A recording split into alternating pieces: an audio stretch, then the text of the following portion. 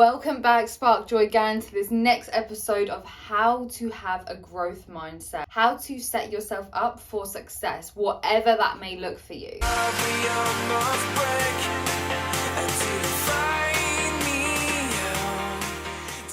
First of all, you know the drill. Please don't forget to like, share and subscribe because this helps me grow my channel and reach those out there that need to hear this message.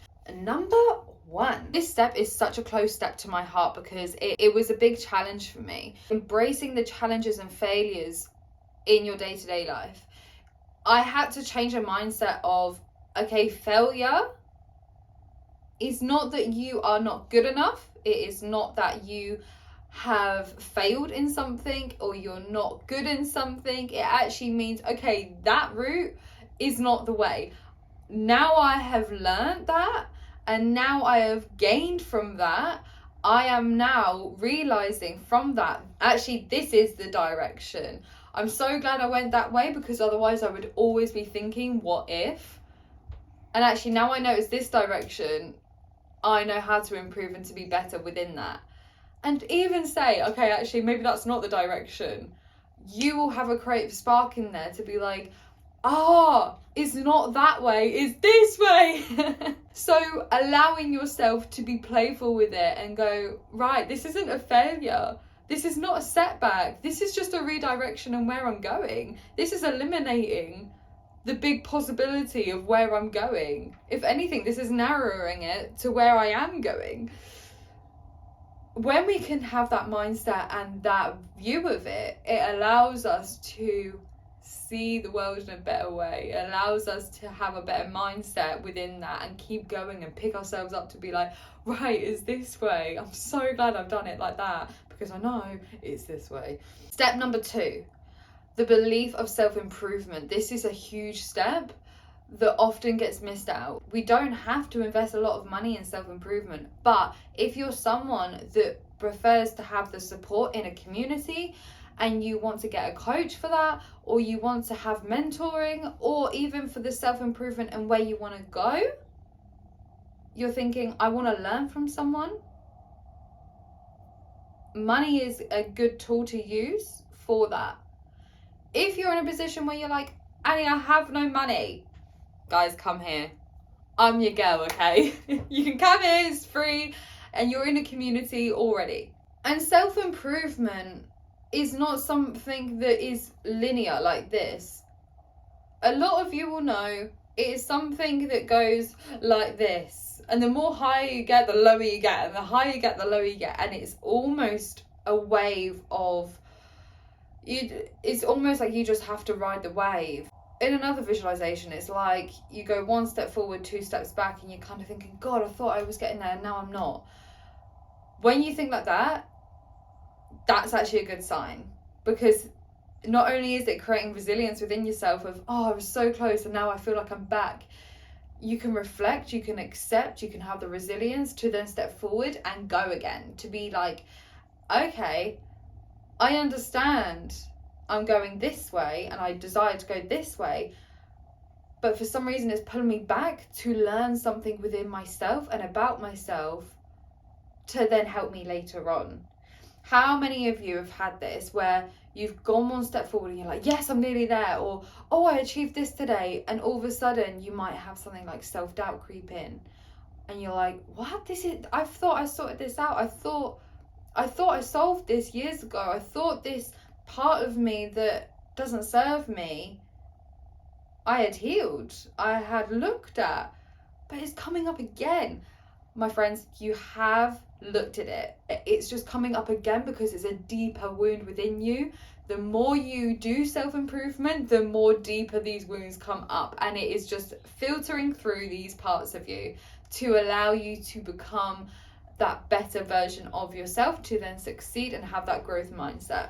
Step number 3, continuous learning and curiosity. I love using the word curiosity. I actually got taught to use that through my neuroscience coach a few years ago, where when you get curious, it doesn't allow you to have judgment on that, whether it is external judgment or self-judgment.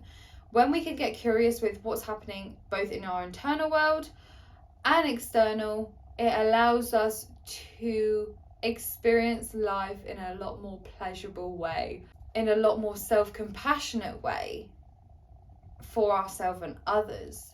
It allows us to team build better. It allows us to build relationships better, both external and with ourselves. And when we can notice, get curious around it, almost watch it when it pops up time to time, whatever it may be, that allows us to learn from it. Again, coming back to step one, you've noticed something and you're like, oh, why am I back here? Or, oh, that's not the way. Or, oh, I feel like a little bit depleted in this. Why am I taking a step back? Notice it. Notice, one, the language around that. Two, the language around yourself. Three, the body sensations within yourself in that. You might have a higher temperature. You might get a little bit angsty. You might have anticipation. These three things are the only things you need to notice right now when you feel like you've been pulled back. And instead of that failure, notice what is showing up. Then to learn from it, then will allow you to step forward even more than what you could. It's like a catapult I'm seeing. It's like, you know, boom. And when we can get confident with it, it becomes a lot easier, a lot more fluid. It actually comes a lot quicker to us. We just have to break it down, especially when we've never been taught this. And last but not least, we got step number 4, which is overcoming self-doubt and limiting beliefs within your growth mindset. If you visualize this as, okay, you've got your brain, you've got your mindset, and for example, you've got your creative brain and your logistical brain. And within both parts of your brain has good parts that serve you in the world and within yourself, and then you've got parts of yourself that you can maybe work on a bit, and you're kind of thinking to yourself, oh, this isn't serving me on this part of my brain, but I'm aware of it. And when we can experience both self-doubt or a limiting belief that doesn't serve us, you will be able to have that awareness around it, and to experience it will allow you to overcome it. It's just the experiencing it to allow your nervous system to still feel regulated in that experience, to be able to learn from it, to then integrate it.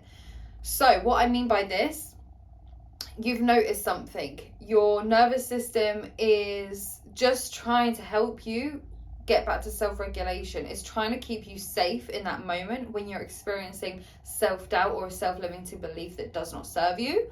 When we can notice it and catch ourselves out in that experience, which is a lot easier said than done, we can then move forward and go, I've noticed this, I'm curious around it, even journal it. Then when I'm familiar, this pattern happens when I experience this self-doubt, then I can learn from it and implement something that serves me. For example, I've noticed I have self-doubt come up. Instead of the language around myself of how I talk to myself, I'm going to replace that with, I'm going to breathe in and out for 3 seconds each time, and I'm going to do 5 rounds, and that's going to eliminate that self-talk. Allows me more space to be aware of it, to then replace it with a nicer way of speaking to myself when self-doubt arises. When we're in that place of, I'm learning this new tool of replacing this habit, that is where we are integrating. That is where we are then replacing that.